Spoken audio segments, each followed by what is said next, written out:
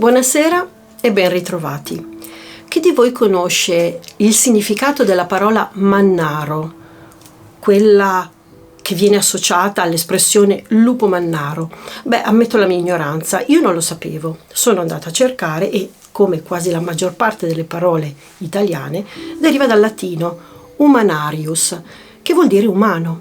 Quindi lupo umano, così come la parola gemella di lupo mannaro, cioè licantropo, che a differenza di lupo mannaro deriva dal greco, dove lic, e qui chiedo scusa, io non ho fatto studi classici ma scientifici, dovrebbe voler dire lupo, e antropos, questo si sa, umano. Quindi è una condizione mista, una condizione ibrida che vede la natura umana mescolata a una natura animale, bestiale. La domanda che vi state ponendo forse è: ma i lupi mannari sono fantasie? Sono figure mitologiche? No. La storia di cui vi voglio parlare oggi è quella di William Bill Ramsay, la cui vita ad un certo punto si intreccia con quella dei coniugi Warren. Bill nasce a Southend, nella cittadina di Southend, nell'Essex, in Inghilterra, ed è un bambino come tutti gli altri, fino all'età di 9 anni, quando nel 1952, appunto in un pomeriggio di quell'anno, tornando a casa dal cinema insieme ai suoi genitori, si mette a giocare in giardino. E qui inizia a comportarsi come se fosse un aereo. Gioca come se stesse volando, no? Si vede che il film che aveva visto riguardava quello. I genitori ovviamente lo osservano, lo guardano. A un certo punto il bambino, e qui è la madre a riferire il suo cambiamento, ha come una scossa, un brivido, afferma di sentire nell'aria un odore strano, come di pelo bagnato, di animale bagnato. Il bambino, vi ricordo, ha 9 anni, quindi sa quello di cui sta parlando, non è un bimbo piccolo.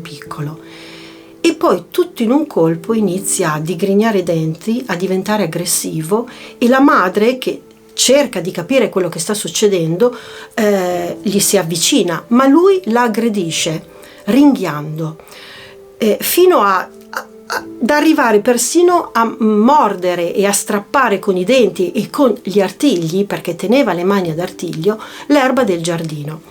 Il padre, che vede la situazione, corre in soccorso alla mamma, alla moglie, ovviamente la mamma del bambino, e non ce la fa, non riesce a bloccare il figlio, che ha una forza quasi disumana, addirittura si butta contro la recinzione del giardino e cerca di strapparla con i denti e con le mani. I genitori non sanno cosa fare, si rifugiano letteralmente in casa e aspettano fino a che verso sera il bambino si tranquillizza e dimentica tutto. I genitori sono preoccupati, lo portano dai medici, ma i medici non sanno cosa rispondere, perché vedono un bambino normale, tranquillo, sano, perlomeno apparentemente sano, e nulla più. Caso strano, o caso vuole, che quell'episodio non si ripeterà più per moltissimo tempo. Passano infatti gli anni, quasi una quindicina d'anni. Bill cresce, diventa adulto, si sposa e ha 3 figli. Poi qualcosa cambia, o comincia a cambiare. Inizia a fare dei brutti sogni. Lui sogna la moglie che durante la notte si sveglia, si gira verso di lui, lo guarda atterrita e scappa. La cosa lo turba, fino a quando una notte quel sogno diventa realtà. In effetti quella notte lui si sveglia perché sente uno strano rumore nella stanza, sente uno strano ansimare come di animale.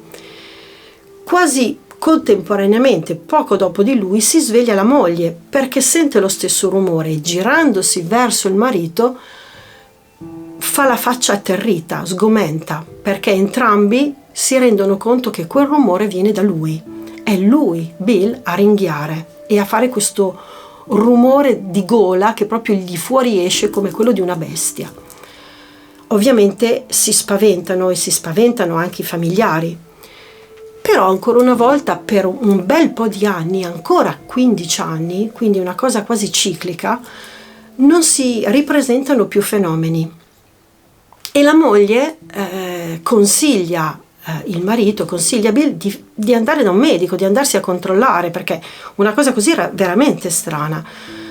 I controlli medici ci sono, ma non rivelano nulla di così eclatante e di grave, se non una lieve malformazione del palato, che molto probabilmente, questa è la conclusione a cui arrivano, è la causa del rumore gutturale che Bill fa dormendo, quasi come un russamento, no? Come quando capita che si ha magari o il setto nasale un po' malformato. Non tornano più sull'argomento. La vita va avanti, Bill non ha più episodi del genere, fino a che nel 1983 si ritrova a essere coi suoi amici in un pub, a festeggiare, a bere qualcosa come si fa di solito. Sente l'esigenza di andare in bagno e una volta in bagno si guarda allo specchio. Il problema è che vede il suo volto cambiare, vede crescersi i canini, vede la pelle raggrinzirsi, quasi a formare un muso, vede le mani chiudersi ad artiglio e comincia a capire che qualcosa sta avvenendo, per cui con quel briciolo di lucidità che gli rimane va dai suoi amici e gli dice che vuole assolutamente tornare a casa. Gli amici, seguono questo suo intento e partono, vanno in macchina, ma durante il viaggio di ritorno Bill subisce la sua trasformazione, comincia a ringhiare, a diventare violento, si abbatte contro il suo amico che è alla guida, il quale in un'estrema lucidità, in un estremo momento di lucidità, ferma la macchina ed insieme agli altri amici lo bloccano, lo portano fuori dalla macchina, lo tengono fermo, ma quando Bill si riprende, si calma e si riprende, non ricorda più nulla. Ovviamente gli amici non decideranno più di uscire a bere qualcosa con lui, vista la situazione. Alla fine di quello stesso anno, nel 1983, prima di Natale, succede che Bill sente uno strano dolore al petto, teme un attacco cardiaco, per cui si dirige all'ospedale. Mentre gli stanno provando la pressione, qualcosa scatta in lui, aggredisce l'infermiera, la zanna e comincia a correre disperato per i corridoi dell'ospedale. I testimoni, perché ci sono i testimoni, affermano di aver visto l'uomo correre ingobbito, con le spalle curve, con le mani ad artiglio, digrignare i denti e mostrare le gengive come fa un animale rabbioso.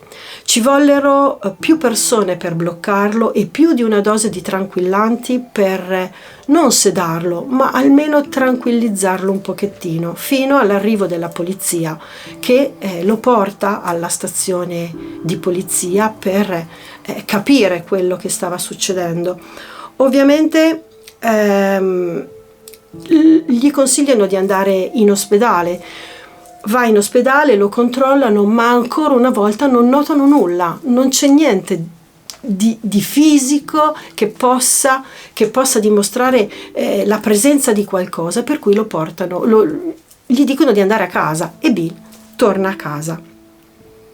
Un'altra volta succede che, e qui passa ancora un po' di tempo, passa quasi poco più di un anno, lui stesso tornando a casa sente l'avvicinarsi del cambiamento e quindi corre all'ospedale. Un briciolo di coscienza gli rimane, va all'ospedale, ma si imbatte nella stessa infermiera che l'aveva visitato la volta precedente, la quale è terrorizzata. Lui capisce la situazione e si allontana da lei cercando qualcuno che possa nello stesso tempo aiutarlo e tranquillizzarlo. Si imbatte in 4 poliziotti che stanno facendo la ronda in ospedale e si scaraventa aggredendoli, ma chiedendo nello stesso tempo aiuto. Questi 4 poliziotti si trovano a dover affrontare una situazione che mai prima di allora avevano vissuto. Uno di loro addirittura viene scaraventato molto lontano e dovrà essere sottoposto a cure mediche. Viene ancora una volta ammanettato, viene portato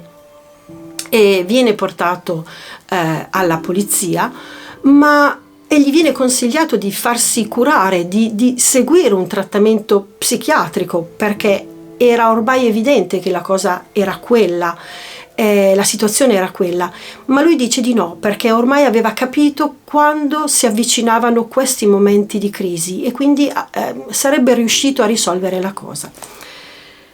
Passa ancora del tempo, direte la storia è infinita, ebbene sì, è la storia infinita. Nel 1987 Bill viene fermato dalla polizia e portato alla stazione di polizia per un puro controllo, semplicemente perché era stato visto in compagnia di una prostituta in macchina, per cui viene portato alla polizia.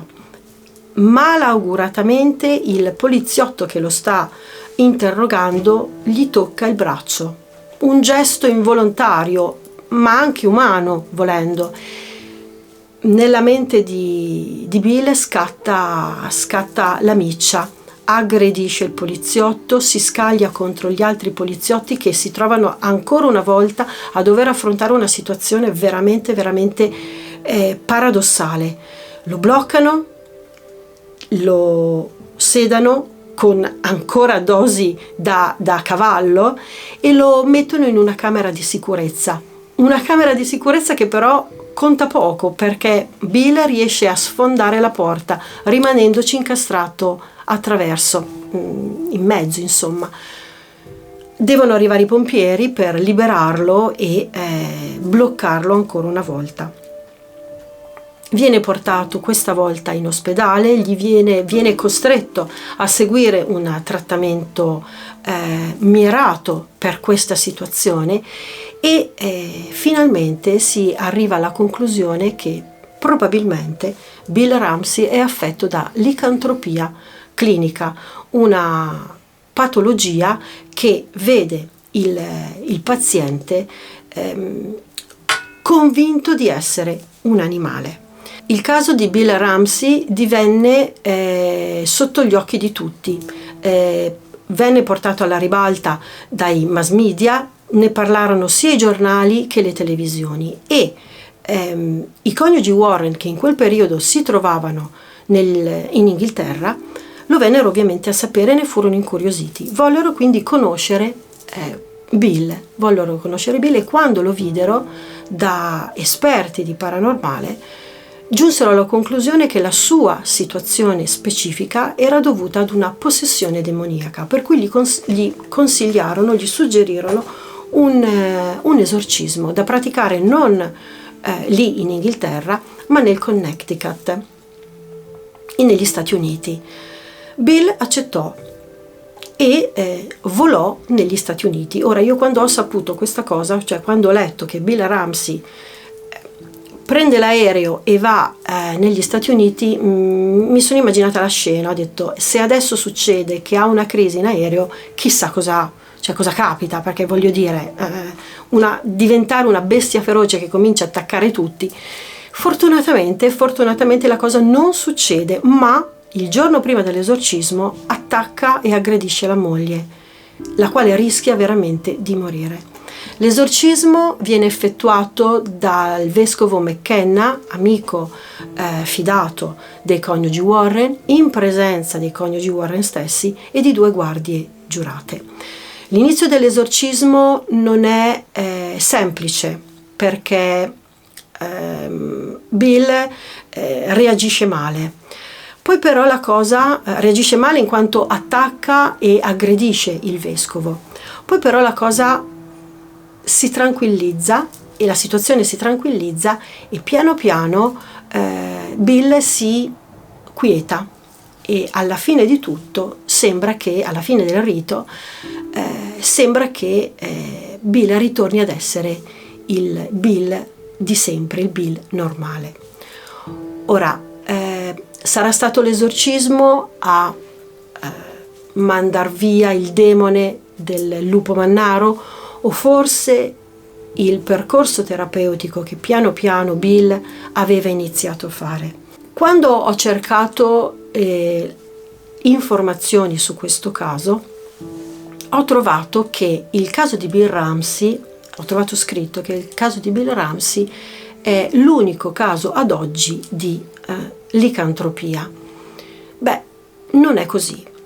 La licantropia clinica o licomania, scusate, è una rarissima condizione mentale con delirio di trasformazione fisica che, come vi ho detto, costringe, induce chi ne è affetto a credere di diventare un animale, ma non solo nell'aspetto, bensì anche nel comportamento. E quando dico non solo nell'aspetto, dico che la persona che ne è affetta si vede, e qui vi riporto all'episodio di Bill Ramsey quando si era guardato allo specchio, si vede trasformare fisicamente. La mente della persona fa sì che la propria immagine riflessa nello specchio abbia l'aspetto di un animale, in questo caso in un lupo, pur non essendoci questa trasformazione. E infatti gli amici di Bill non si accorgono di nulla quando lui ritorna da loro. Lui dice voglio andare a casa e loro dicono ok, andiamo a casa. È solo quando sono in macchina che notano la trasformazione, ma perché lui si comporta come un lupo inferocito e rabbioso. Nei casi più gravi della patologia, il paziente addirittura cerca di mangiare carne cruda, a volte anche umana, e di bere sangue.